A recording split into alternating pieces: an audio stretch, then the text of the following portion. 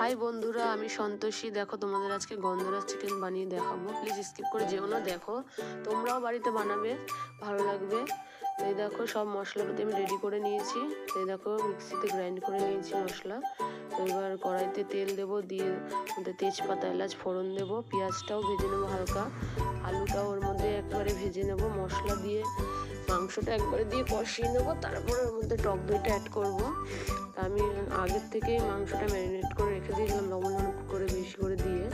তো তোমরাও বানিয়ে দেবে, টেস্টি লাগে। আর লেবু পাতাটা ঠিক ফোটার আগে দেবে, তবে দিয়ে ফুটিয়ে আবার নামিয়ে ফেলবে, নাহলে তিতো হয়ে যাবে।